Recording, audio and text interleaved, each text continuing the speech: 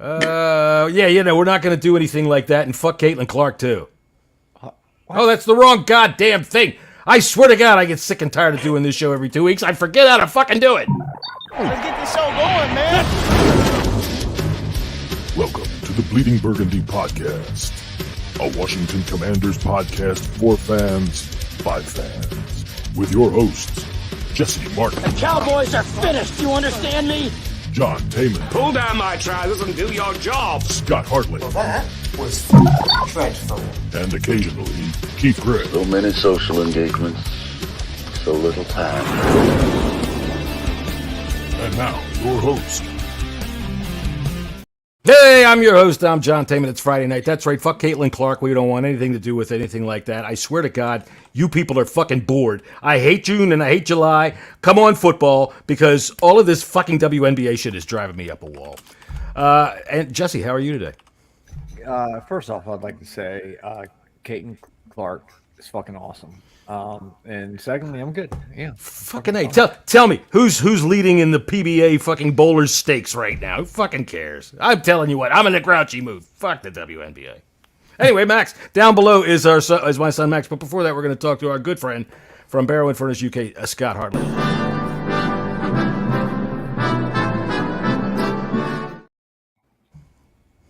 I didn't think it was going to come on there, but you just went hello, and then it came on every time, John. I'm sure you do it. He didn't do it twice. He didn't do it twice, so that's true. Yeah, we're doing all right here. And good, and I have no idea who Caitlin Clark even is. Good for you. Good for you. It's the WNBA, which really is like watching a bunch of 10-year-old kids play fucking basketball, in my opinion. Okay. It's not really good. It's like watching women's soccer. Yeah, it's pretty good, but the goalkeepers are atrocious. It's not even that. American goalkeeper yesterday. It's not the American goalkeeper. I know who you're talking about. A little hope. I know where you're going. It's not even that. I mean, really, man, they can't play. But we're not going to get all into that. People will get all uppity with me. And here's what's the problem when I do this every week with the damn opening. He started the show off like so sexist. It's not. I did. It's ridiculous. Yeah. It's not even sexist. It's just that it's not a good product, and I don't give a shit who she is. And I'm just saying to all of you people out there that are making a big stink out of this girl, you're fucking bored, man. Go outside. Find something to do, really. The new saying is touch grass. Whatever. I don't care. I'm old and farty. Touch grass, but not on my lawn. All right, anyway, the problem is we got to do some housekeeping, so let's clean some videos. Do we need this one anymore? I don't think we need this one anymore, even though this is a classic. Everybody? Fuck. There we go.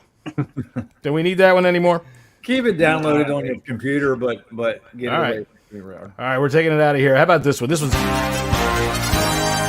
Jesse's Castle went was the over in the LA and San Francisco. It was 40.5 and turned out to be 41. You can't ever get. Oh, that's a depot keeper. That's a depot keeper.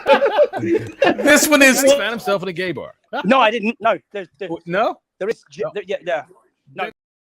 That's a keeper, too. I had more stutters than Joe Biden there. What's going on? Oh, my God. Yes.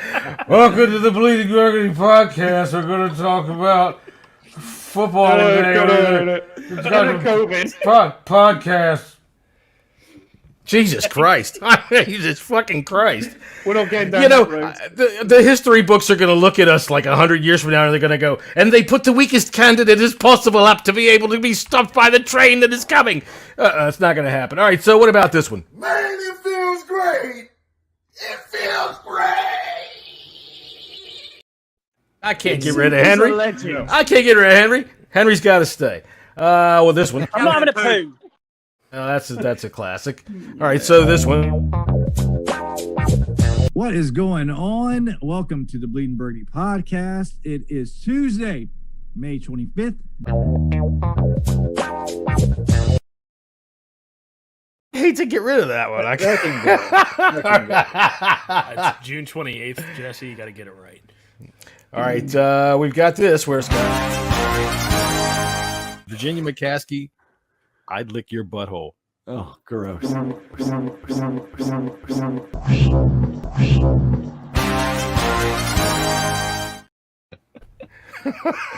Nope, that's Dave. I'm noticing a trend here. I might have to leave this show. No, you cannot. We've taken the key. Do I need to go? No. You're good, Max. I enjoy you being on this show. It's good. You just didn't hear your dad say it's going to look like some woman's butthole. Not some woman's butthole. That was Virginia McCaskey, and the offer still stands. If she's alive. All right. All right, so who or something. there 92? I thought she was older. Brian, Cameron, don't thanks for being in the chat. How are you boys putting up with doing? us, honestly, crazy. Man. Listen, you know the key to how to do this, Scotty? You hold your nose, you pour some fucking Kool-Aid on that pitch and go. All right. All right. So talking about the old days. All right, this is what we're going to do. All right, Max has got to find his microphone here. All right, this is what we're going to do today. All right, everybody on the world is talking about our draft, our coaches, and just like we have been. With this and that, and this. Here's what we're going to do. Here's what we want to see. Here's what everything's going to happen. We're so happy about this. We're so proud of that. We don't have a crystal ball, so we're not going to talk about the future anymore. Let's talk about the past. We're going to run right down the list because we've got. Well, let's see. I'm 61, which sometimes freaks people out. Jesse, you're what? 45. Close, 43. 43. Scott, you are 40 next month. all right. Jen, Max is 28, almost 28. Hey! Fuck, I know how to count. Anyway, so we have I was there. We have a cross section, a wide breadth of age difference here. So we're going to talk about our favorite Redskin moments, Commanders moments, whatever, Washington football team, whatever you want to call them, the blanks moments. And we should come up with some interesting things. So we'll start off right off the top with the big number one question, which is we'll start with offense first. And if you can do a top five, I'm all for it. So your favorite, and all of you in the chat, feel free to write in your answers as well. So Jesse, your number one favorite offensive player of all time, who is it? Gary Clark, man. I I grew up with Art Monk, Gary Clark, Ricky Sanders, those three. But Gary Clark always, I just loved. He was so cool, man. Back in the day, he always wore sunglasses, and he was just like, he was always on the injury report, but come out and fucking just whip ass every game. And as a little kid growing up watching him, and I was able to meet him. The same day I saw Tamara Hemingway's dong. That's a story. It's come full circle. Full circle. I'd say besmirched your best memory of the Redskins right there. Hey, I met Gary Clark and I saw this gigantic feces. Yeah. And he was wearing those sunglasses. So all in all, not a bad day. That sounds good. All right, Scott, who's your favorite all-time player for our football team? Offensively, I really liked. It's a tight one. This Pierre Garçon, Santana Moss, and Alfred Morris. All right, hang on a second, Max. Everybody can hear your pen and your fucking keyboard. So knock it off. You're not in college right now. God damn it, you're on a fucking podcast. Act like it. All right, so please, again, say that, Scotty, for everybody that. Sorry. It's all right, man. You're good. So my three are Alfred Morris, Pierre Garçon, and Santana Moss. That's in reverse order. The Butler. No, I don't mind either of them. I loved both Santana and Pierre Garçon, but Alfred Morris was an absolute animal. All right, so you're different from all of us in that you became a fan by just picking them out of the air. 2012. All right, so when I really nailed my colours to the mast. That was the year where we got RG3. It was crazy, and then I was like, you know what, this is my team now. So yeah, fandom's very bandwagon. Young. Absolute bandwagon. He didn't jump off because he was holding on for dear life while the fucking wheels came off. Holy shit! Correct. What did I jump on here for? Then he got teased by Kirk Cousins. the next train to fucking New England or something, shouldn't it? But there you go. Well, so that's cool because all right. So were you an NFL fan prior to 2012, or did you just decide? I was, yeah. I mean, genuinely, I grew up around. When I say grew up, I was based with American personnel who had big, Super Bowl parties, all that sort of stuff. Madden had kind of exploded, but we still had nothing. I had friends who. Sorry, it was the Chinese food. That stuff doesn't agree with me. That turducken. That's too much. Somebody's been touching this with their hands. Jesus. But in all seriousness, it was like I had friends who were Green Bay fans, I had friends who were Bears fans, and then I just kind of watched an old school game, and I was like, I quite like the color scheme. Nothing else. Thought nation's capital. That's what I'm going to do. I'm going to nail my colors to the mast. Pick a team, and it's been pretty much downhill ever since, mate. Scott said, "I like those uniforms." It was. All right, so Jesse, you became a fan as a small child, Yes, right? All right. I was born and raised Burgundy and gold. Okay, so they have they have creams and shit that can clear that up now. I don't know. All right, and Max, of course, you had no choice. Being my son, you were going to be a Redskins fan one way or the other, and being that you have taste, yeah, you did. So for me though, my football memory starts in 2002. Wow. All right. Because I would watch games beforehand, but I mean the first game I remember watching was Shane Matthews. Oh God. And, I don't even remember those games. Awful. I blocked those memories out there. You're like, look. Didn't we have those stupid ass uniforms with that? Yeah. That's the worst uniform we've ever had. The second game I remember watching was the Philadelphia Monday night game that year, where it was 37-7. I let you stay up all damn night when you were 7 years old? You let me stay up for the first 5 minutes, and then Donovan McNabb completed a touchdown and sent me to bed. That's right. Get the fuck out of here. As a result, though, I have a top 5 for offense. All right, go ahead. I'm going to go in reverse order. A caveat for 5 is when this player was healthy is Jordan Reed.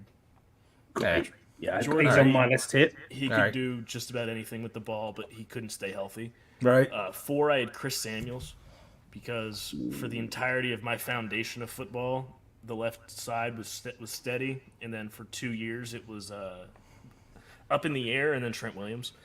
3 is Pierre Garçon. 2, I'm surprised no one's mentioned him yet, is Clinton Portis. Unbelievable. Clinton Portis could get shot, and it wouldn't be a penalty.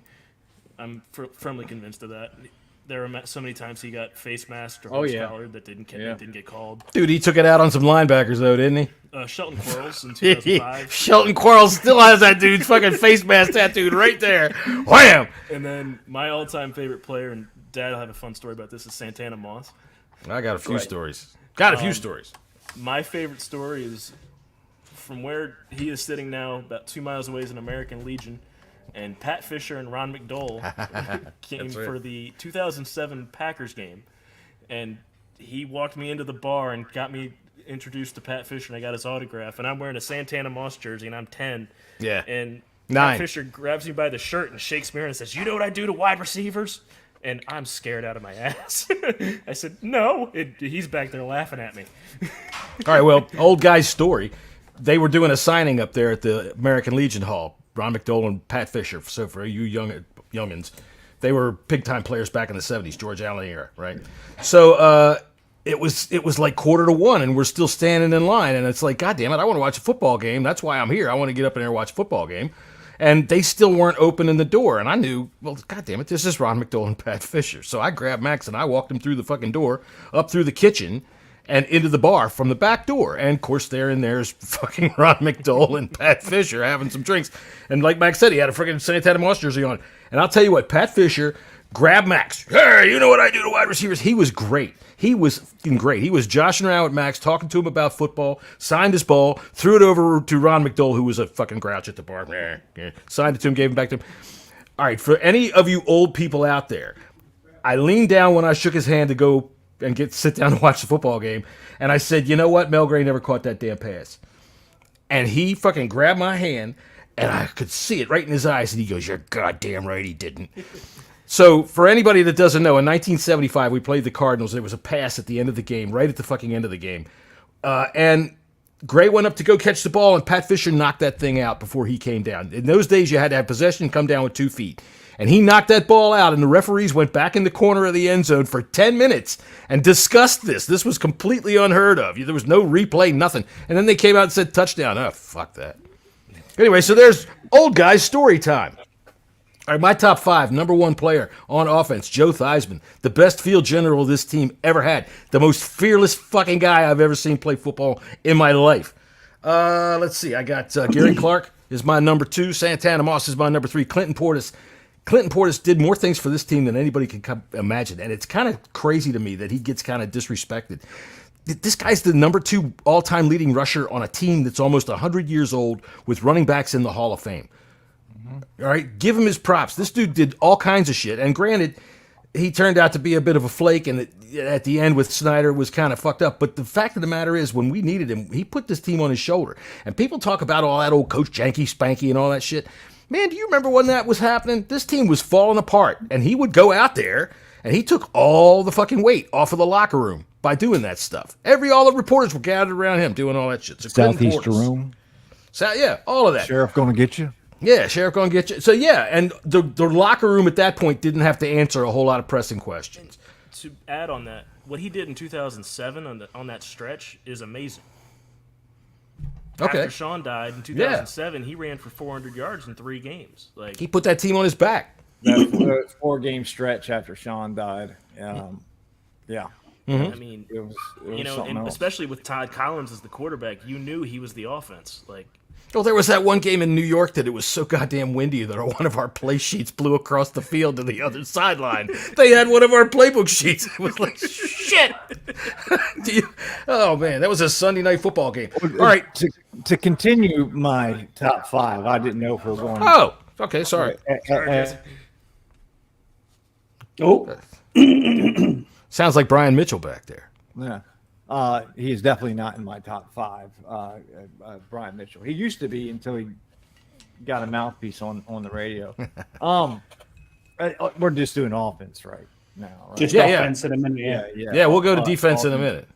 Obviously, Art Monk, I mean, he's a staple, and Ricky Sanders. Those 3 are like this. They were everything to me growing up as a Washington fan. But to the newer age, man, Mike Sellers is he's just to me, I loved watching him play because every time he got on the field, he just wanted to fucking dude broke his helmet that time, remember? On a kickoff. He was absolutely great. And yeah, you know, Santana Moss is the easy one of the easy answers. Of course, everybody likes Santana Moss, but how can you not? I mean, Terry McLaurin, you know, he's become a favorite player. You know, at least he's a current favorite. Yeah, right. Current he's favorite. a current favorite. To me, in terms of legend of this team, he hasn't gotten to Santana Moss yet. No, not yet. I not think yet. he will, though. He will. I think he might even surpass. We're knocking wood. When you say the we're pulling for for this him. team for Santana didn't really do much except, I mean, he has 10,000 receiving yards, maybe. There you go. Like he had big moments in big games. He had big moments, and you could say the same about Terry. And you could also say Terry's are kind of more memorable. Let me ask you this right now: if Terry left this team right now, is he Ring of Fame? Not right now. No. Okay, well, so this is what I'm talking about. Is he Santana hasn't. Ring of Fame? Yes, he is. My God. Yeah. Santana Moss is definitely in the Ring of Fame. I'll rephrase. Is he already? I'm not sure if he's already up. He's I not don't already. think he's up there yet. No. Jason, Jesus, get on it, dude. I think they do that like 10 years after they've been in the league. I think there's some kind of. He's getting close. I hate to break it to you, that's 10 years is this year for Santana. Wow. So let's hope they give it. Was his last season. So I got D Jax as well, who you can't go wrong with Deshaun Jackson. I mean, yeah, he's I'll give you that because you've been a fan such a short amount of time. So that's what I mean. So what I've got is that's who I'm into. And weirdly, Corey Lichtensteiger or Lynchsteiger even, you know what I mean, as a Corey Lichtensteiger. Lichtensteiger. So Jesse, I want to say that Rob Kelly as well. Who? 700 yards. Fat Rob Kelly. Rob Kelly. Fat Rob. The running back Man. of 10-game fame. Your list of 10-game favorite fame. Redskins are. You're fishing in a tiny pond. Yeah. 2012 and 2014. That was it. That was it. That was it, dude. So, Kirk Cousins doesn't hit your list anywhere. That dude was pretty badass. Wow. RG3 was the reason why I supported this team, which is just it's all your fault, right? Bandwagon. Well, luckily Keith's not on this show because he would have definitely put RG3 on there, and I would have had to mute. Put him on. Max, you were saying something. What were you saying about? I just want to say my thing about Mike Sellers is I had him on my list at first, and then I have such a negative taste. The last long Clinton Portis run he had was 2008, and it was against the Cardinals, and it was a toss left, and it was an I form, and it was the perfect play. He got hurt though. Mike Sellers couldn't get out of the way of Clinton Portis for 30 yards, and he got chased down by a safety. I from remember the other that. side of the field. I remember that. I remember that. We were yelling like hell. So Fucking out of the Mike way. Sellers couldn't do his one job for 40 yards. And that was the end of the Zorn first season when we couldn't score. And dude, yeah, he was. Oh, excuse me. Wait, which way? Whoa, he was, couldn't let him get around. We were 6-2 in the first Zorn year, weren't You're we? right, and then we were 2-6. Well, because we kept it medium, you know. Hip hip hurrah, hip hip hurrah. Yeah, we beat Philly that year, and then that was Look, it. we're bitching about Scott's one of his favorite coaches, right? He's only got 5, so Exactly. It was nearly the longest tenure. Oh my god. Oh god, I feel for you, my friend. I I don't think feel you for you. finished honestly. top 5, Pops. Who you got? Oh, I did. I was- my I last was guy is Joe also- Jacoby. Yeah, I was just about to say him and Jim Lachey are two big uglies that were really high on my list as well too. Lachey, you know, all right, it always seemed to me like he was hurt. He stayed out a lot. Bostic, not Lachey, Bostic. Bostic. Bostic. I'm sorry. John Lachey was a Pro Bowl left tackle. John Bostic, the linebacker. He was an All-Pro in the '91 season. He just John Bostic. My No, God. Jeff Bostic. Jeff Bostic. goddamn it. You look carefully, you can see what John's eyes popped out of his head. The fact of the matter is, we were Did I not say yet John? on. I didn't mean to say John. We had not yet. For timestamp guy at 22 minutes and 21 seconds. comes a fragrance for the man who doesn't know Where John's eyes nearly popped out of his head. for the man who has all the questions. The tight end caught a pass. The running back is open in the flat. Tackle someone. For those days when you want to be out of position, or the days you want to be hopelessly slow to react, or both. Whiff by John Bostic, available now wherever bullshit is sold. So when you said John Bostic, I wanted to say we're on offense, but then I would have maybe still stuck with it because you would have definitely not mistaken him for defense at all. Maybe as an escort. Anyway, so Jeff Bostic. And look, Brian brought it up in the chat. Brought another player up in the chat that deserves some love. Is Ernest Biner? Hell yes. He's a fantastic running back. I loved Ernest Biner. And he went to the Browns, right? No, he came from the Browns. Oh, he came from the Browns. Yeah, They got rid of him because he fumbled on the goal line twice in the playoffs against the Broncos, and they got rid of him. We traded, oh my God, some freaking schmuck for him. I mean, some guy. Well, he was great for us. He was Oh, great. Biner was awesome, but the guy that Gibbs gave away for him was seriously. I can't even remember. He was like Jimmy Shoeleather or something. He was a guard. He was jack shit nothing. It's one of Mike Oliphant. There you go, Mike Oliphant. Yeah, okay. All right, so there's your bar bet for the day. Wikipedia. Thank you. I'm glad you did. I'm over here making myself a cocktail, so I'm glad that you had the temerity to do that while I was busy. But yeah, Mike Oliphant for Ernest Biner, and he was great for us. Yeah. He was a good coach. Absolutely. Scored a touchdown in the Super Bowl, as I recall. He did. All right, we're going to go to defense now. So top 5 defensive players. And, hey, everybody that's out there, look, this show is a mess. We don't care. We're having a good time. It's Friday, right? Pause. One more for offense. All right. Gerald Riggs. Okay. You can have Gerald Riggs. You can have him. You can have Gerald Riggs. Gerald Riggs scored a lot of touchdowns for us. Like He was a vulture, but he scored. Yeah. Took him away from Kelvin Bryant. All right, so defensively, Scott, you can go first. Who's your top 5 defense? What? Here we go. This will be Chase Young. Oh. He's going to say Jeff Bostic. Okay, here you go, John. So, all right, go ahead. I'm gonna go weirdly enough. The first jersey I ever bought, which wasn't that long ago, was Matt Ioannidis. Very odd. I liked him. Really liked him. He Don't played know why. well for us. Yeah, he did. Ryan Brian Arakpo, great player. Yes. Absolutely great player.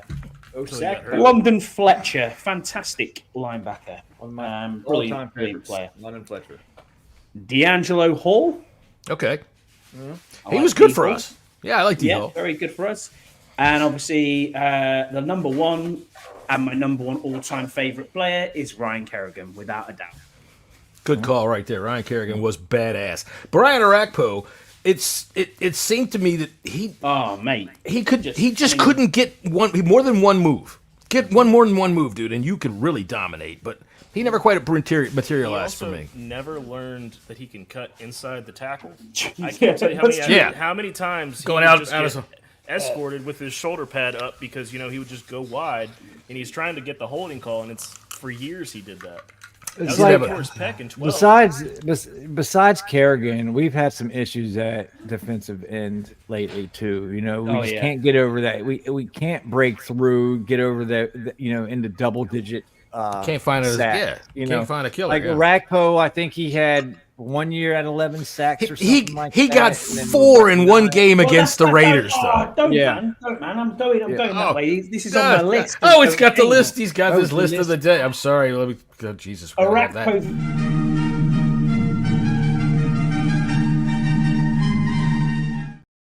No, we're not doing that on the list. But these are just games that I got written down anyway, John. Just right. I like that. I like the list. Yeah, but that's Arakpo versus the Cardinals with Kevin Cobb. That was ridiculous. When he just Cobb. and then, who else was it? It was and then Do you want a fun stat? Do you remember real that? Do you remember that one against that where it's the ball just Yeah, yes, I do. See you later. That was I was like, holy shit! I remember watching that. But Do you guys want a remember quick here, fun John, stat? though, I had an 8-minute highlight package. That's all I could get at the time. There was nothing else I could get, and that was replayed for about a week. Going, wow! Like, look at this. It was one of the few games that we could get 8 minutes of highlights out of. That's a lot of time. Probably. Max, what was your stat? The fun stat is Kevin Cobb not only has the longest interception return against him, he also has number 2 and number 3. Wow. There you Dude. go. He's like Kevin really. Cobb, terrible. Max is telling this like there's somebody in the room. Hey, let me tell you this fun stat. All right. So, Jesse, who are your top 5 defensive players of all time? Favorites. This is favorites, not necessarily who you think is the best. Favorites. I'll start with Charles Mann, number 71. He was just. He looked like a goddamn Roman fucking god out there. Absolutely, He did. Absolutely. He still does. He's still Well, big. I mean, he's lost some weight, but is he's he still Tamarick he's still Hemingway? towering. Big? No. And of course, the crazy Dexter Manley. I mean, he's. I think he probably smoked like 10 rocks of crack every time he'd get on the, before a game. And That's what Wilbur Lawrence Marshall, Taylor was doing. Wilbur Marshall, it wasn't awesome, like fantastic, but I just like saying his name. Oh, Wilbur. There's Wilbur Marshall. Obviously Sean Taylor. London Fletcher is unbelievable. He was the Hall of Famer. Yeah. Just say it. He's a Put Hall his of Famer. stats up, put his stats up against Ray Lewis, Anybody. man. They're basically fucking identical. Not only that, but he's got signature plays. He's got a Super Bowl ring. All right, he was the fucking captain of that goddamn defense. And he's shorter than I am. He called the plays on that defense that he won the Super Bowl in as a rookie. Yeah. So Fletcher needs to be in the Hall of Fame. And of course, Darryl Green. I mean, 28. 28. All right, Max, who's yours? Top 5. I've got 7. Well, that's why I say top 5. All right, Jesus fine. I've got 6. Christ. I've got 6. Five and I gotta throw honorable- Chase Young in there too. On my These list. dude's selling used cars out here. Let me tell you, I got 6 guys for you. So- 6 guys. No, 7. Let me tell you 7. No, 6 guys. My number 6 is because of me and my dad is Ifeanyi Owelede. Dude, I did like when he made a play. We did a dance, man. That was the thing is. That was one of the first players I actually remember, and it was just like it's the nostalgia. My dad and I dancing in the living room whenever he would make a pick. That's right. 5 for me is Sean Taylor. 4 is D Hall. 3, I've got Marcus Washington. Okay. Marcus Washington came here at kind of the tail end of his career because he got cut because of Peyton Manning, and he put up 2 multi-digit sack seasons. Mm-hmm. Number 2, I have Andre Carter. Okay. Yeah, Andre Carter was good. Tripod. Even before They nicknamed him Arakpo, Tripod. he was getting our. What is with you and all of you need to talk to your father. Do we need to delete your search history? No, he doesn't delete it. My God, I need to delete mine after he... Dude, that fucking picture of that goddamn red thing you put up in our chat downloaded to my fucking phone, and I'm sitting there with somebody, and I was like, hey, check this out. Oh, shit, the fuck is that? Dude was like, why is that on your phone, John? Gigantic freaking whatever it was. Scott, I can tell you that seeing Sean live was just... He was easily the best player on the field on a not great defense. Do you know what? That's my biggest regret as a fan is just looking at this going, I wish I would have seen him live, or I wish I would have seen that. It's like going to, in musical terms, saying, I wish I'd have seen Freddie Mercury. You know what I mean? It's just, it's one of them things. The worst thing about Sean dying when he did is he was coming into his own. He was in his 4th year. And that Packers game I was talking about the Ron McDowell thing. He picked Favre off twice. He could have had 5. Yeah, he had 2 of them that he dropped. He had another one he had 3 that he dropped. That's the play that James Thrash had the goddamn phantom call on him, where they said that he moved. Do you right? remember? Portis ran like a 60-yard touchdown. You remember that, Jesse? You know what I'm talking about? That game against the Packers. Yeah, that was that game. Do you guys remember that game? You know the play they talk about with Ed Reed, how he faked out Peyton Manning 3 weeks beforehand? Do you know what I'm talking about? Yeah. Sean Taylor did that to Brett Favre, where he faked him out running a cover 1 where he ran to the right hash and then intercepted the ball on the left sideline about 50 yards downfield. I was going to talk about that game and list a favorite. So, all right, we'll get to that. Because really, all you have to do to fake out Brett Favre is say, look, there's a children's charity you can rip off. All right. And then for me, my number 1 is London Fletcher. Yeah. Okay. London Fletcher, outside of his last season when they dropped him 40 yards downfield against Tom Brady, was easily one of the best middle linebackers in the game. Okay. All right. My number 1 is Wilbur Marshall. I think he was great. Wilbur Marshall was a game-wrecking motherfucker. And when he decided he wanted to wreck a game, there was nothing you could do about it. Dude. I don't think he made a Pro Bowl, did he? I don't care. He might have made one with the Bears. The fact of the matter was, when he came here with us, always liked him. He was a ball sniffing assassin, and I don't mean that in a bad way. I mean, when the ball was, he went and he did things with it. I mean, I can remember the game Art Monk broke the record on Monday Night Football. He came flying up the middle on a blitz. Elway, with his big horse teeth, oh shit, tried to throw the ball. Wilbur went up, skied up, smacked it back down. It bounced off of Elway's head. Wilbur grabbed it, kicked Elway in the gut, and ran about another 5 yards before he fell down. That's the kind of stuff I love, man. He grabbed an interception against the Cardinals. You watch the 1991 highlights, our Super Bowl season. He grabs this interception, and he makes this little ball fake and dude, this running back goes on his ass so fast. Wilbur Marshall was my favorite defensive player. Number 2 is Dexter Manley. The dude was an absolute animal. Animal. He should be in the Hall of Fame, and I'm not kidding, all right? He, when they started counting sack records, was the number 1 fucking sack artist until it took about 5 years before somebody unseated him. Yeah. He was crazy, man. You couldn't block him when he wanted to not be blocked, and I don't care if he was cracked out of his head. That was the 80s. Plus, he knocked out Danny White in the NFC Championship game. Oh, dude, yeah, he did. My number 3 is something that's an old school, way back, y'all. I probably don't know who he is. Number 72, Dyron Talbert was a defensive lineman for the frickin' Redskins. And this was in Kilmer's day. This was in the George Allen days. And he taught me the phrase, if you don't get caught, it ain't cheating. And, man, that dude, you see, like, you look at Redskins versus Cowboys highlights. You will see him take Roger Staubach's head, wham, and just try to twist it off while he's going to the ground. He hated that man and probably would have shot him if he could have snuck a gun onto the field. So I'm telling you, he hated him. He couldn't stand him. They used to have Redskins sidelines. That's how you got your Redskins news, because there wasn't 24/7 coverage of anything. It was like Friday night at 7:30, Warner Wolf would sit down with some player who would usually come in there drunk, and he would call Roger fucking Staubach a church-going little panty waist shit on fucking TV, and we would all, yeah, go Tyra Talbot. All right, so that's my number 3. Number 4 would be Ken Harvey. The dude was a freaking rocket. Loved him. And number 5, the all-around Redskin, Monty Coleman. Monty Coleman, yeah. I'll take him forever. All right, so we'll move along. All right, so this is a bit different, and this is just one guy. This is not necessarily your favorite, but the best player you ever saw play here for this team. And we'll start with Max because he's the youngest. And he talks the longest. Fair enough. I only saw him play here for 3 years, but it was Champ Bailey. Okay. All right. Champ, he was an all-around corner. He learned from Darryl Green. And, you know, if you listen to even Fred Smoot talk, Fred Smoot couldn't get on the field because of Darryl Green and Champ Bailey. If you listen to Fred Smoot talk, I can't get on the field. God dang, Darryl Green's out there. I mean, Darryl Green's 40, and he's better than a kid that they just drafted. But Champ Bailey, for me, is just the best player we've had. And, you know, the trade that we had to get rid of him for, easily one of the best trades in franchise history as well.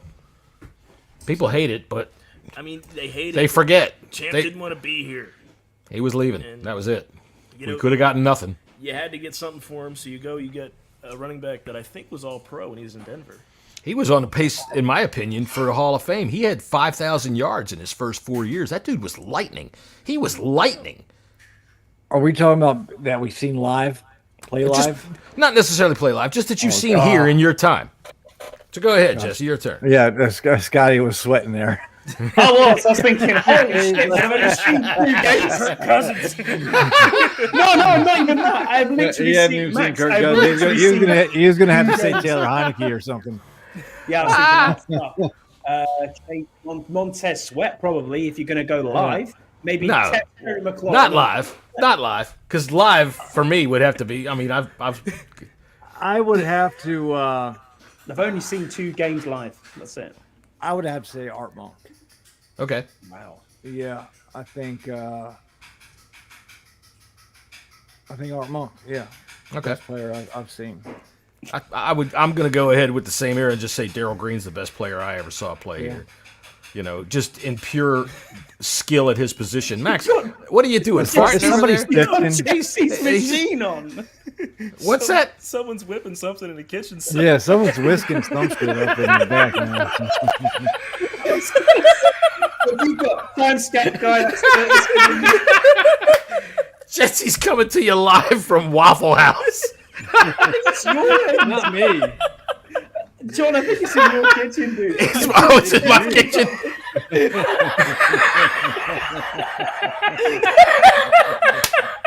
All right, Wilman, your dinner is all over the internet. So you're whisking or whatever you're doing. Thank you for that. Something's coming up for dinner. I thought you bought Jesse's thing off the WhatsApp. I don't know. Y'all made me put headphones on. I can't hear anything. All right, this show is an absolute disgusting mess, and I'm glad everybody's enjoying it.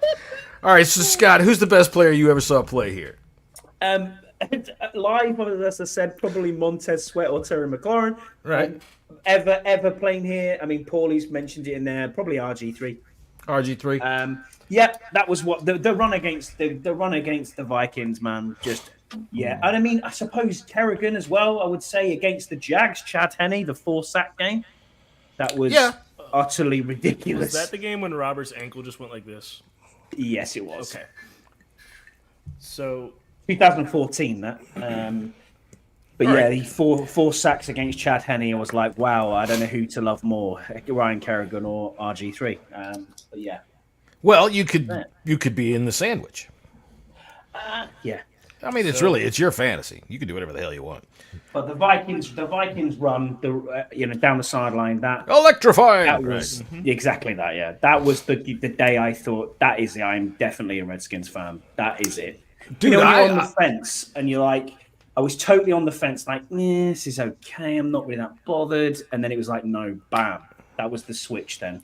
All right, so let me go with this question then, since I would imagine RG3 is going to be your answer. But who was your first ever favorite player? You going to go with RG3 or Ryan Kerrigan? First ever favorite player. I'm going to go RG3. All right, Max, when you were, what, 5 or 6? When was your first ever favorite player? First jersey I ever bought was Lavernius Coles. You bought? Oh, the first one you ever had? I thought I bought that one. I don't think you bought that one.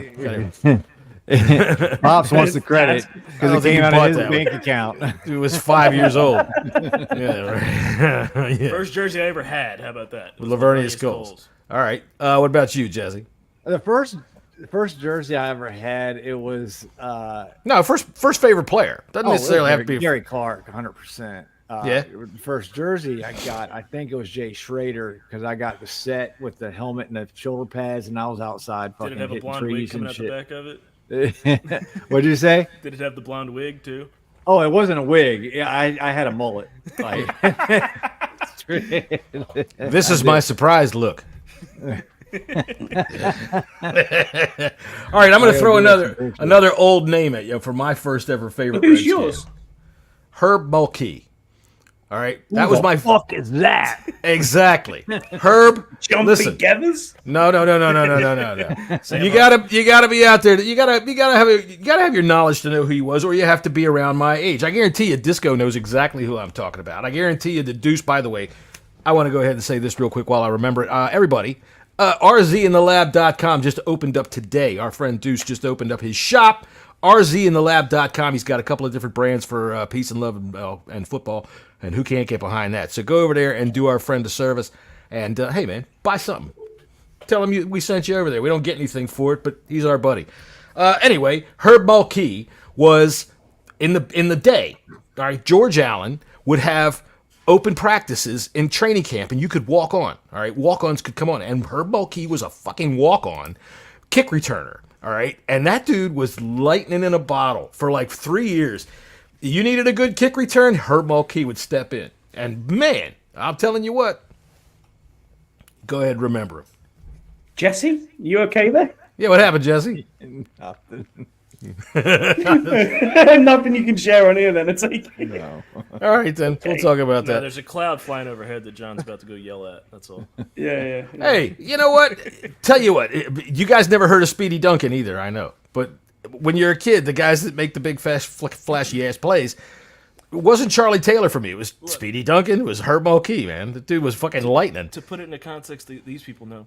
My favorite player in 2003 was Dante Hall. Okay. Dante Hall was electrifying that year because he had Right. 8 punt returns for a touchdown. Yeah. Right. And I was someone who would never even... I couldn't point to Kansas on a map, but I like Dante Hall.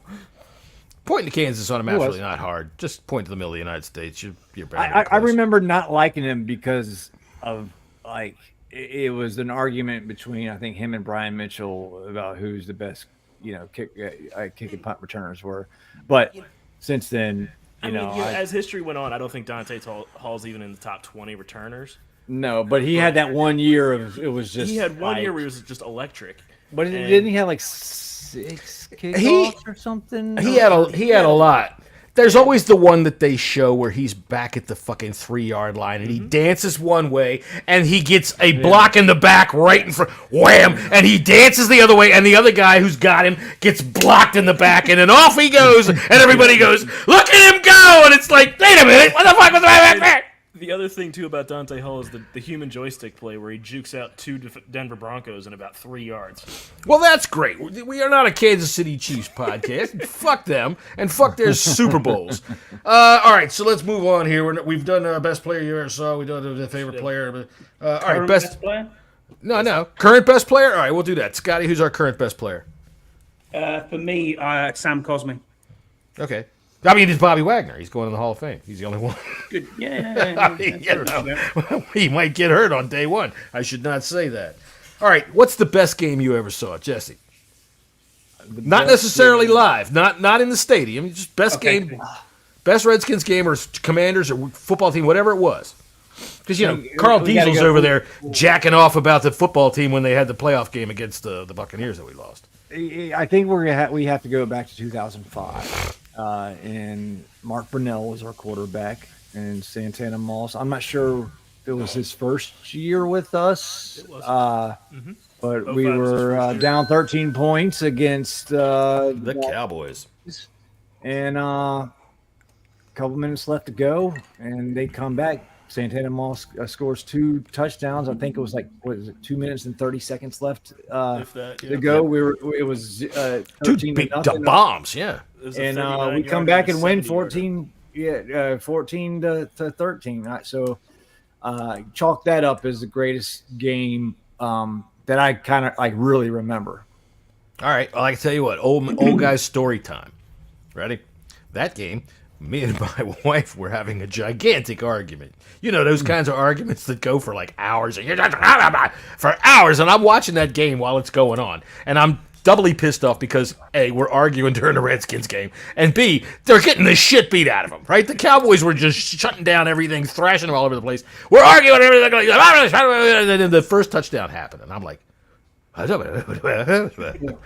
then the second touchdown happened, and I'm like, forget it. The argument was over. Save my marriage. Thank you, Santana Moss and Mark Brunel. All right. Scott, it's the best game you've ever seen.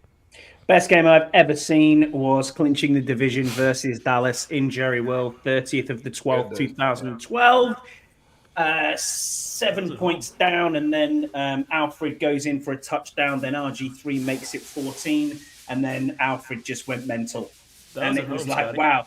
It was at home. It was at home. You're right. Absolutely right. It was at home. 3 TDs, wasn't it, for Alfred that game? Unbelievable game.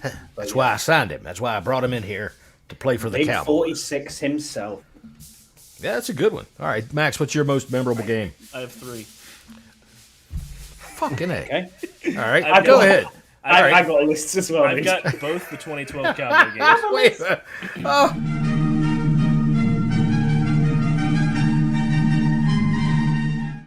I have to do it. I've got both the 2012 Cowboy games. The clincher plus that Thanksgiving Day game where Robert went insane. Dude. And that ball is Santana Moss for his 4th touchdown pass. The short pass? In the end zone. Prettiest pass I've ever seen. He did. He threaded that shit. The third game I have, it's a little underrated, but it's the 2020 Steelers game. Yes! That was a big win. That was huge. And no one thought we were going to win that game. They were the Correct. undefeated team, and it was on the road, and it was on a Tuesday. And then we went in there and just shut them down. And then that 2020 Steelers team did nothing the rest of the season. Like was that 13-0? Yeah, they were 13-0. They were at the time. Yeah. That was amazing. I like this. Riggins beat the Vikings like he was the marquee to decide the playoffs. He did. He beat the shit out of them. I won a pool cue on that game. I bet a bartender that I could guess the final, not the final score, but the total points. And I got it, and he gave me a pool cue. So that was nice. All right, Jesse, the best game you ever saw was that Cowboys game. The best game I ever saw, I'm going to go back to 1983, and it was the Raiders and the Redskins in October. All right, now what the fuck? You were at that game? No, I'm just wondering what the fuck we got. Did some aliens show up? Anyway, I'm hearing some kind of feedback. All right, so I think you can catch that game on YouTube, and if you can, it's 1983. It's October. It's like week 7 against the Raiders. Hall of Famers all over the goddamn field. That game had everything. 99-yard touchdown pass, punt return for a touchdown, 67-yard rocket screen in the final closing seconds by Joe Washington to set up the win. Both teams coming back from 2 scores down. 4th down stands. There was like 3 of them in that game. That game was nuts. The fact of the matter is that the worst game I ever saw came after that at the end of the season, and we'll get to that. But that's the game to go fucking see. If you want to watch the best team we ever fielded, other than the 91 team, that's the game to watch. Can I also just say that the best game I ever saw live was the 2011 Patriots game? Okay. Because if going into it you said that Tom Brady and Rex Grossman are going to get in a quarterback duel, you would have been laughed out of that stadium. But we lost the game 41-34. And frankly, Rex Grossman had us in the position to win the game until Rex Grossman does what Rex Grossman does. He throws a pick in the 4th quarter in the end zone. But, the best part of that game, too, is Brandon Banks threw a touchdown pass to Jabbar Gaffney, I believe. The biggest dick we ever had. Tamarick Hemingway probably takes the cake. I don't know. We got to send Jesse over there to watch that. I don't look the tripod. Andre, the giant. Andre Carter. Andre Carter. I think. Look, they call him the third leg. If you go on YouTube right now and you type in Jabbar Gaffney has a boner, you will still see the video of which everybody speaks. All right, and I can play audio of Chris Cooley on the radio talking about how enormous he is. Right, Jabbar Gaffney has a boner. That's your Jesse search history. Go ahead. No, that's too tame for Jesse. But yeah, if you go to there and you search that, you'll see exactly what we're talking about. We'll take a field trip real quick. Yep. Wow. All right. So there it is. Yeah, there it is. Yeah, that's a wow. There it is. Look at that thing. My God. Oh my God, Jabbar Gaffney. All right, so we just scared Scouse. Oh, all right. Anyway, so the worst game. Go ahead. Worst Scott. game. Oh, mate. The best game I've ever seen live is obviously the first game I ever saw live, which was only 2 years ago against Trevor Lawrence and the Jags. And it was fantastic because we were sat right next to Trevor Lawrence's mum. Best game I ever saw live was in the rain against the Giants. Fuck up, lady. Dad, told you that that game. story, We had that Jaguars fan right in front of us. Oh, I clubbed that dude right in the head. When we scored, when he hit Dotson in the corner, was it? Yeah, that's the one. I jumped up and I'm going, yeah! And this dude didn't jump up, and I thought everybody jumped up, and I'm literally pounding on the top of his fucking Jaguars hat. And I'm like, oh shit, sorry, dude. All right. Now, Max, let people talk here. All right, where were we? Jesse, the worst game you ever saw. Oh, yeah, there's been so fucking many of them. Probably the Monday Night Massacre. The Eagles. The Eagles just destroyed us. I mean, it was a pathetic display of professional football on our end. Yeah. Especially after fucking Leron Landry ran his mouth coming out of the tunnel and they targeted him on play one with Deshaun Jackson, somebody here's favorite player. Yeah, well, it's not my favorite player, but he's one of that I've watched. All right. Worst game I've ever seen was probably the Cowboys last year, or maybe the Bears. Even they just didn't even want to turn up last year. The Bears, just terrible games. Both of them were terrible. The Thanksgiving game against the Cowboys last year was absolutely abysmal, and here I have the Cowboys against away at the Cowboys for Thanksgiving with the Gibson Wave still on my DVR. Another one that you underrated was when we played Philly and they were unbeaten as well. We were like the unbeaten streak killers for some bizarre reason. Taylor Heineke's greatest moment. That was his best game ever. It was really. He was awesome. What other games have you got on, John? Because I've got a few here. I mean, of bad games? No, decent games that were good. Best games. Oh man, there was a lot of them. I'll tell you what. I saw us beat the living shit out of teams in that '83 season. It was so much fun to watch because you couldn't stop them. Once they started, you couldn't stop them. The only way to beat that team in '83 was to smack them early.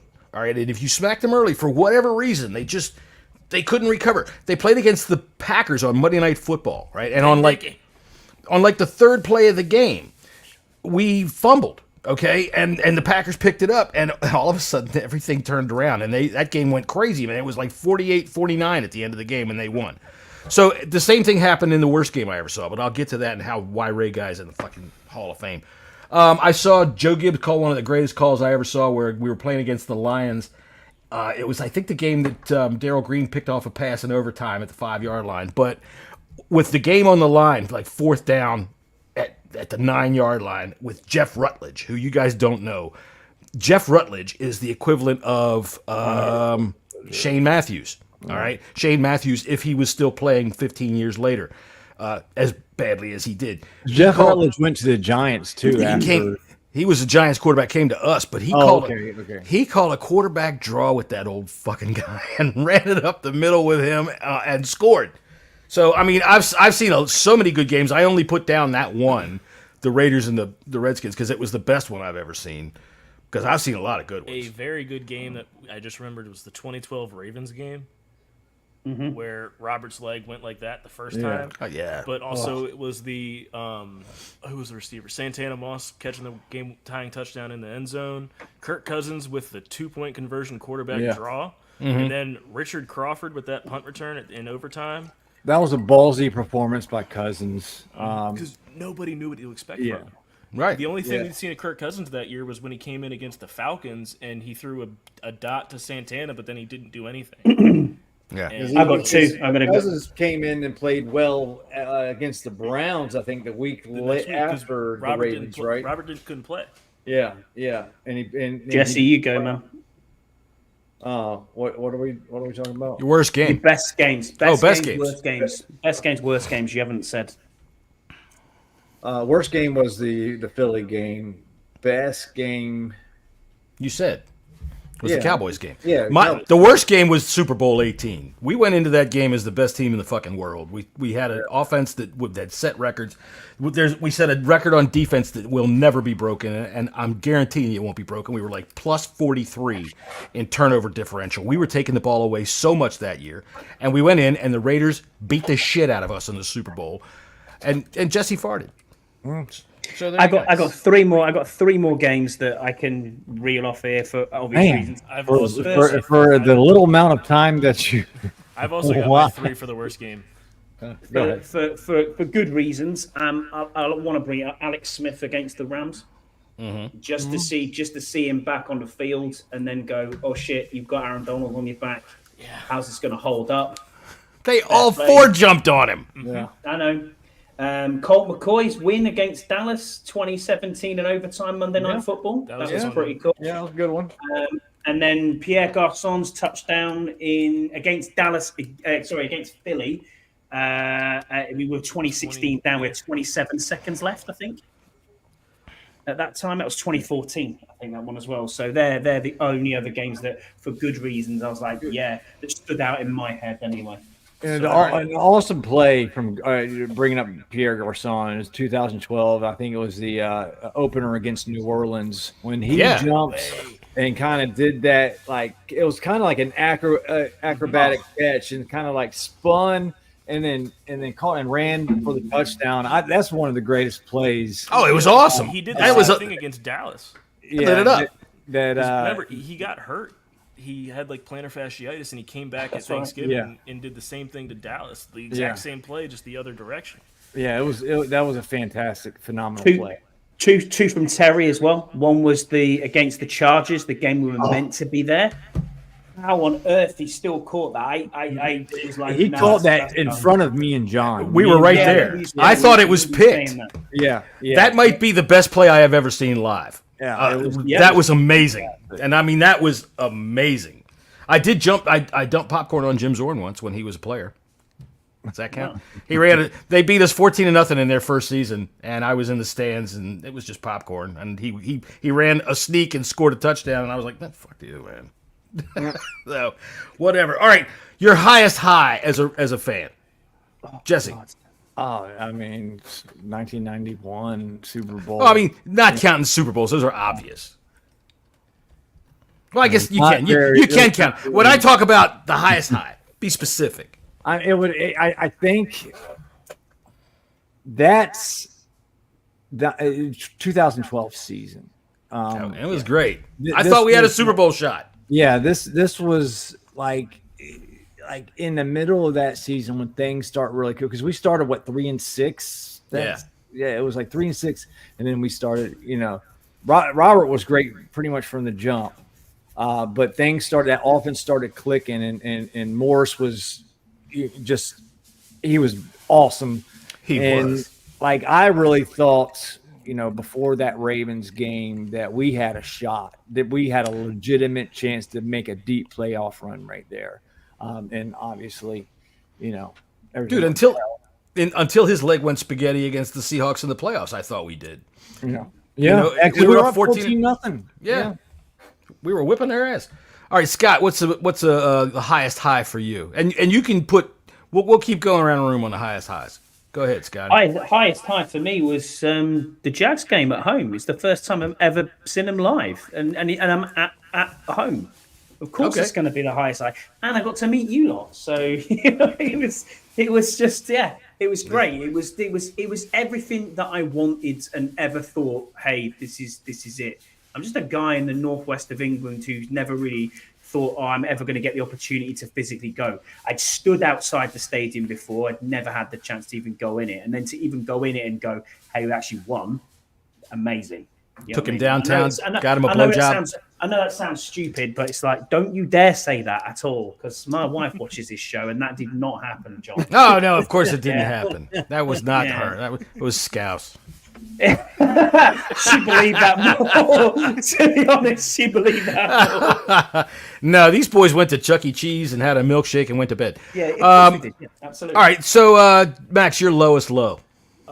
So can I go? Or back to excuse my me, worst your highest high. games? Can I go back to my worst games real quick? We'll circle back, but go ahead. Are they part of your lowest low? No. All right, All combine right, so them. my highest high was the 05 playoff clincher versus Philly. Sean Taylor diving into the end zone over That was Kevin great. Cobb. Yeah. That To was win great. that game, because for me that was the first time we'd ever been in the playoffs. Not the last time, but almost. I mean, first time. Yeah. And it For you, was yeah. I mean, because that season we were 5-6 and we got hot. Clinton Portis got caught fire, and then we were going into that Philly game, and it was just, what are we going to do? And then 31-20. Yeah, that was good. That's a good highest high. My highest high is 70 chip. The clincher against the Dolphins, man, when John Riggins went around the end. I was in a bar in Biloxi, Mississippi, and I got fucking up on the damn bar. I was jumping around and dancing and shit. I got yelled at. I got hauled down off the bar. But it didn't make any difference. I had friends because I got there early in the day. The game started at like maybe 5 o'clock. I got there at like 2 and sat my ass right in front of the fucking big, giant, goddamn 20-inch TV that they had at the top of the bar. And I said, anybody that wants to be a Redskins fan with me today, come and drink beer. And I started buying pitchers of beer. They were only $3 a piece. And I had about maybe 6 or 7 friends who were Redskins fans with me that day while I was down in Mississippi in a bar full of goddamn Dolphins fans. And to this day, I am unbelievably shocked I did not get my ass whipped. But I did not. I was in people's faces. And, they gave it back to me, too. I mean, the first punt return for a touchdown ever in the Super Bowl happened in that game, and it was against us. And, I mean, they were all in my face, so fuck them. That was great. All right, Scotty, what's your second highest high? Yeah. Pass. Nothing? All right, Scotty says that his highest high was, he drank that Sierra Actually Mist. going to watch it, yeah. All right. Jesse, your second highest high. Man, I was like back in, I don't know, 2004. I was on 29th Street and I got some really good shit. And man, no, I'm just kidding. Yeah, I was out of this world, man. Smoke weed every day. I mean, as a kid, 91 season was very important to me. Going to the games with my grandfather and I was 11 years old, and just remembering playing Detroit in that home opener. I mean, we beat the living piss out of us. It was 45-0. And I mean, it was like I was looking at them like gods, and I still remember the feeling I had. I was just in awe of the team then, because these are monsters. Didn't Brian Mitchell open that game with a kickoff return for a touchdown? Punt return. Right. Yeah. And it was, I can't wait to feel that, like, that giddiness of knowing that this team is good, knowing that this team has a chance to compete for a title again. We've been missing that, and the closest it came since then, obviously, 2005, 2012, and even it was 99 that we thought we had a pretty damn good team, but obviously we did. But it's hard to. Lately, as we all know, it's been hard to get those highs from this team. So, Lately, as in the last 2 decades. Yeah, for the most part. So right. Hopefully this young buck of a quarterback that we just drafted can turn that around and give us some hope, some real hope. We've had hope, but it's been false hope. All right, I'll tell you. I'll give you one that was kind of obscure, but it was the 92 season, and the fucking Cowboys had the ball late in the fourth quarter, and all they had to do was run out the clock, and for some stupid reason, Troy Aikman dropped back into the end zone to pass, and we hit him and made him fumble, and Danny Copeland jumped on it, we won the fucking game, and I got another bartender yelling at me, "Shut the fuck up and sit down, what the fuck's the matter with you?" It's like, dude, why do you have the game on if you can't let, Jesus Christ.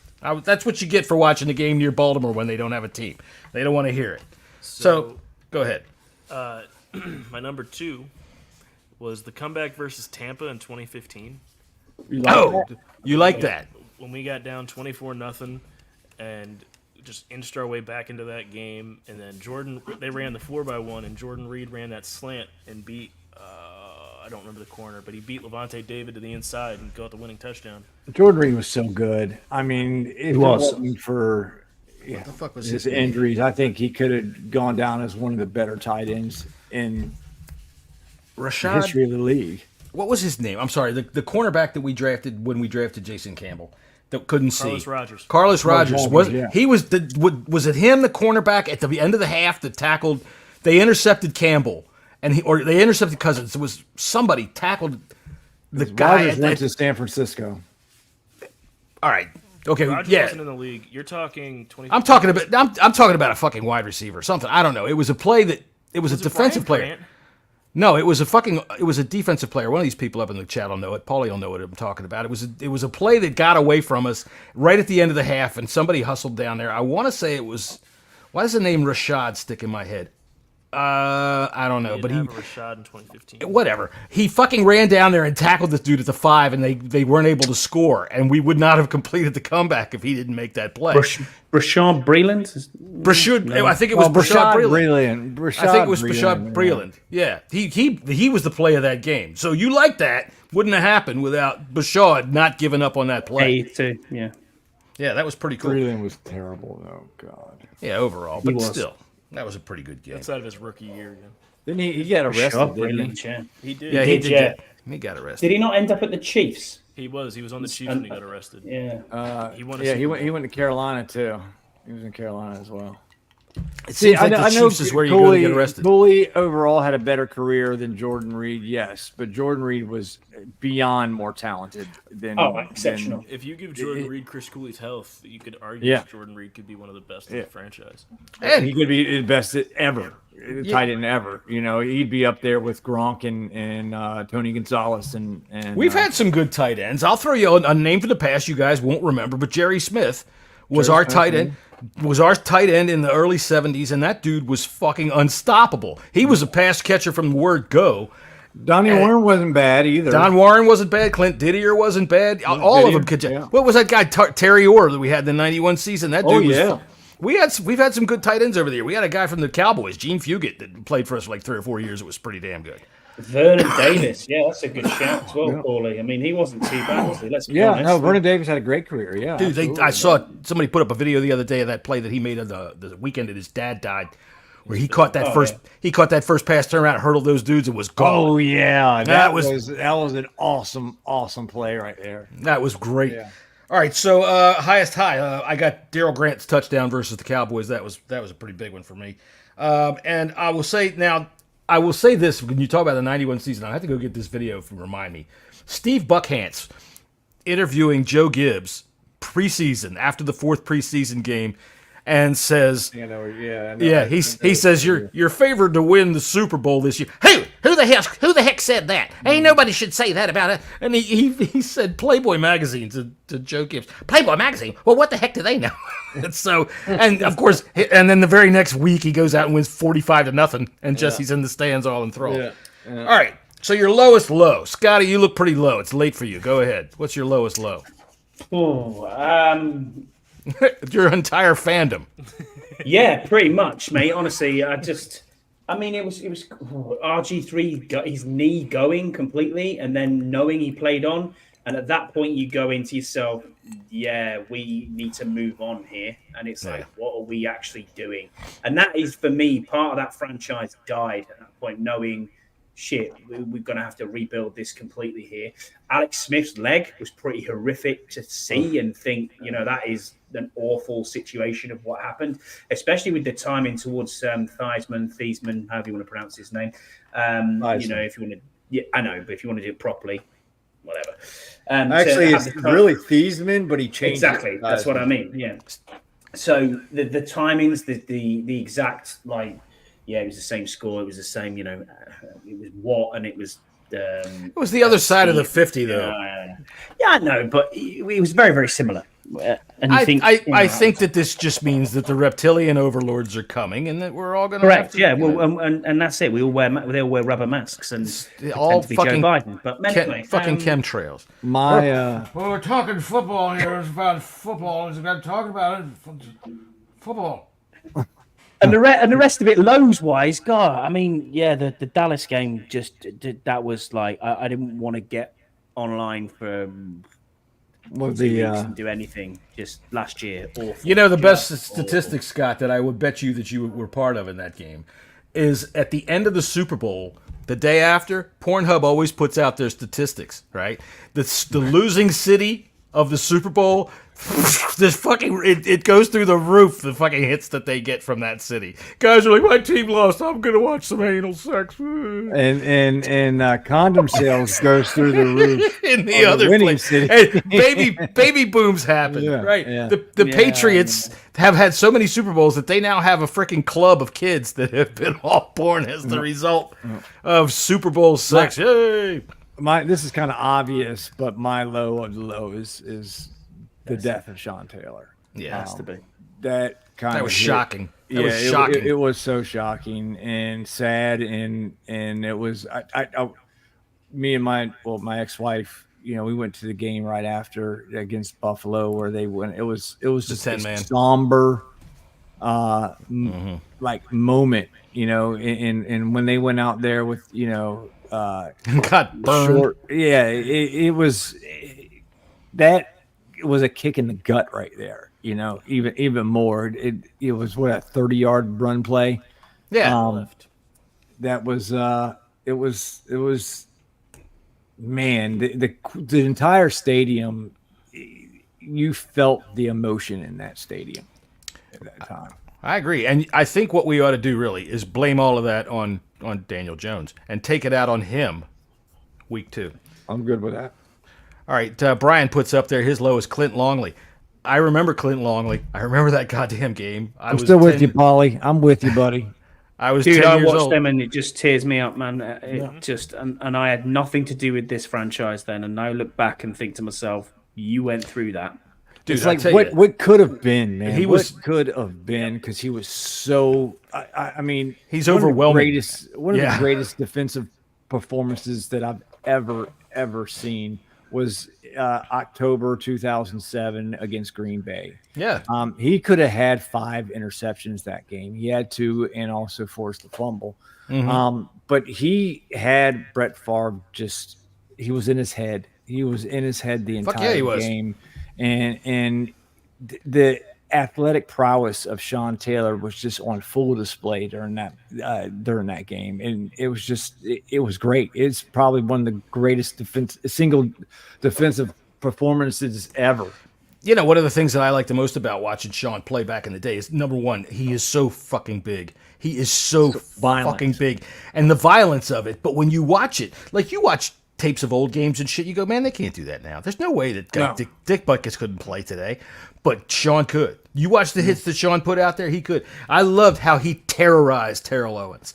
Terrorized him. And T.O., I know you're watching. He was scared. He was scared. Scared of him. The first game that they played against him when he was in Philadelphia, I remember it distinctly. They threw it. They tried to go down deep over the middle to T.O. to try to send a message, and he dropped it. He didn't get it. And Sean was back there with him, and they were walking by, and Sean just went, boom. It was like that shot in the Avengers where the Hulk and Thor are standing there and Hulk just smashes Thor in the face. Yeah. That's what he did. He just boom right up under T.O.'s freaking helmet. And after that, they tried to hit T.O. on the sidelines, and Sean hit him out of bounds like a fucking brick. And T.O. pissed himself and could never play against him after that, ever. Yeah. The best thing for you're me right. that Sean ever did was he was the one that made Randy Moss walk off the field with Minnesota. Dude, that play. Year. He was so good again. Randy Moss went up. I can remember it was like they threw like a post pattern to him. Sean was down there. They both went up for the ball. Mr. Tall, Mr. I'm going to get the ball, went up there. Sean smacked the ball, smacked Moss, smacked the ball, and came down on Moss. With his elbow. I was like, this dude, he beat him up the whole way down. Mm-hmm. That was great. Yeah, Anyway. watching Sean Taylor play, it was just fun, man. It was fun because there was going to be a hit somewhere. You didn't know exactly when it was going to come, but someone was going to get fucking laid out every time. Every time he was on the field. Thing you forget about that 05 Dallas game. I'm sorry, Scott. No, go ahead, mate. That 05 Dallas game, after we took the lead, they still were driving, and Sean laid out Patrick Creighton. Yeah. He did. He fucking forced in the ground. Yes, he did.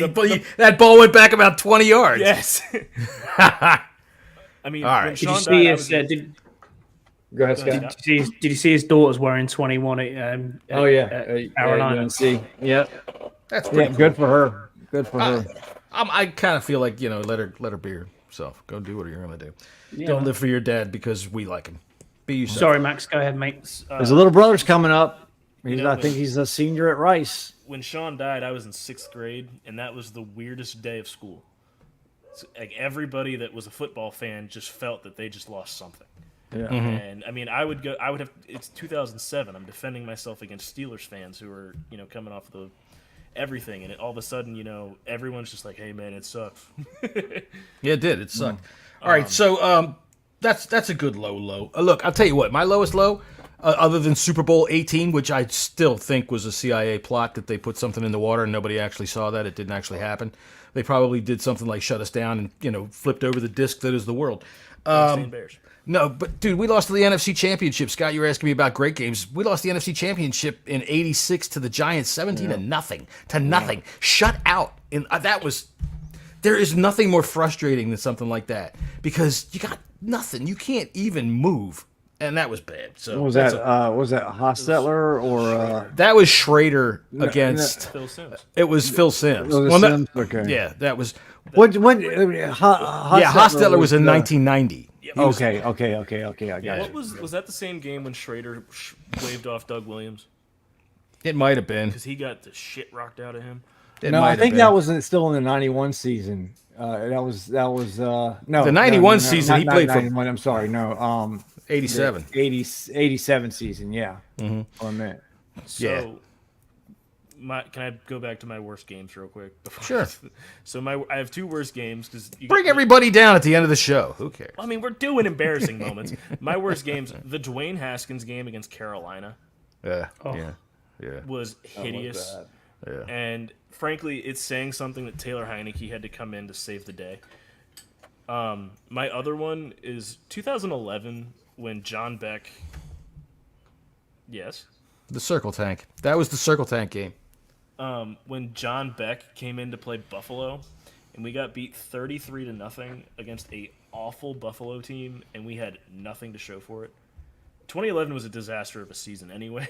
It was. I was pretty high during that year too, so I don't remember a whole bunch of. My lowest low actually I have was the that whole 2010-2011 season. Because you're so hyped up for the McNabb trade, and just to see how bad he flopped here, and then going into it, we had Rex Grossman and John Beck as our quarterbacks. An awful 2-year stretch. Rex versus Beck. I put that up there. Remember that? Paulie will remember this probably, but this was the Dwayne Haskins game. All right, when we put him in and he wasn't ready. That was Fred Smoot's analysis of the whole thing. I bought these seahorses, and I put them in a square tank, and they couldn't go backwards, and they got in the corner and died. And that's the same thing with Dwayne Haskins. You got to put him in the circle tank, and once you put him in, you got to go with him. I'm telling you, it was one of the weirdest analogies I've ever heard in my life.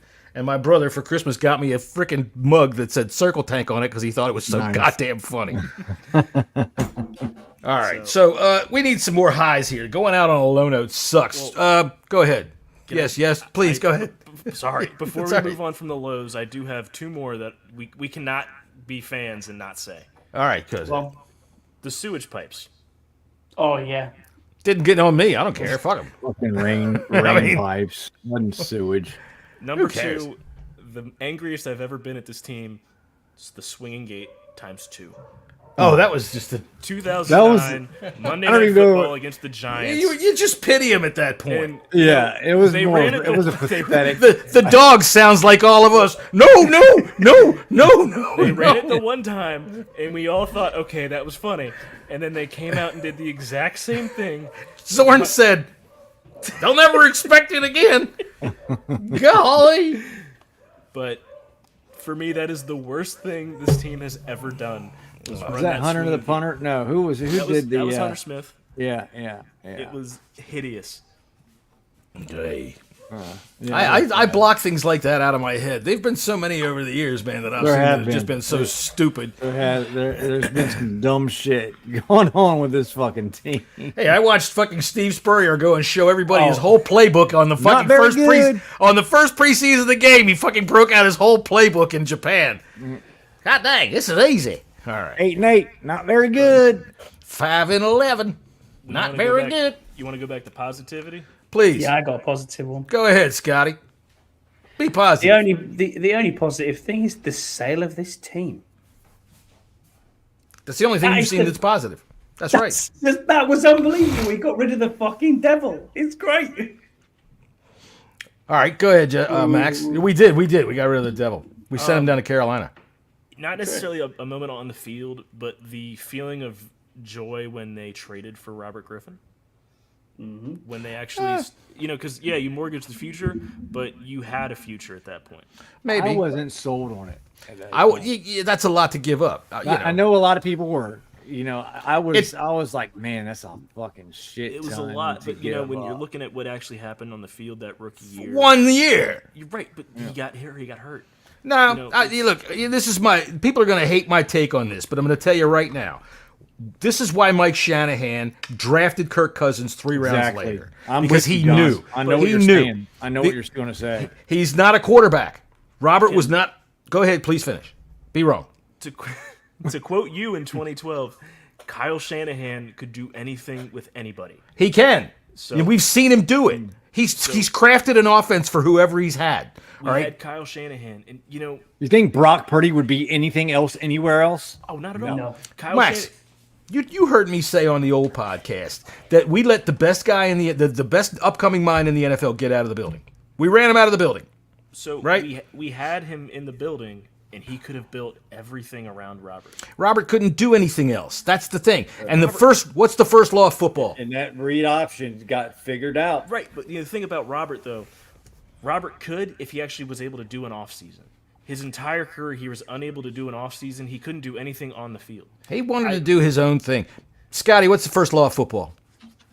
See how you've been paying attention. Offense innovates, defense adapts. There you go. Offense innovates, defense adapts. And Jesse, you're exactly right. 1 year it took. I can remember when he ran around DeMarcus Lawrence. Was it DeMarcus Lawrence in 2012?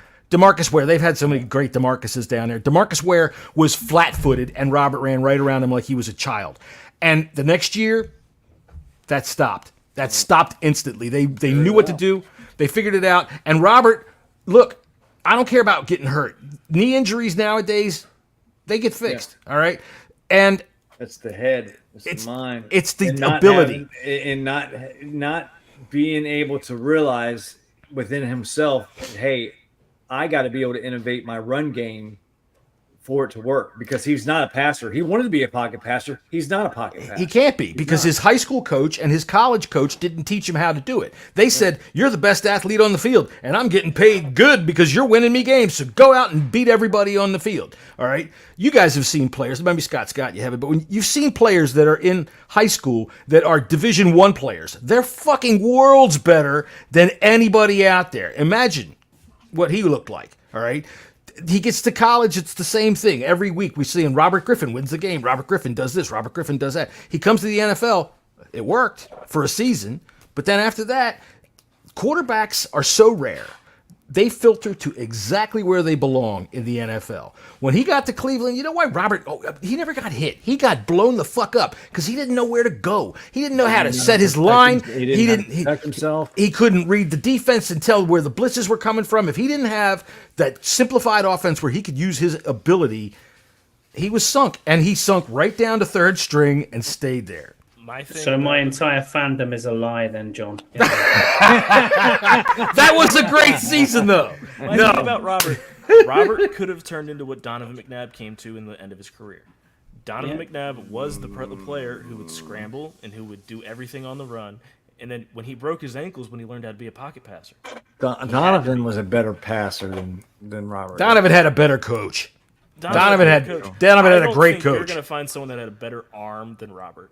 Robert had the best arm, I think. But you can have an arm, but you have to be accurate as well too. You have to be able to.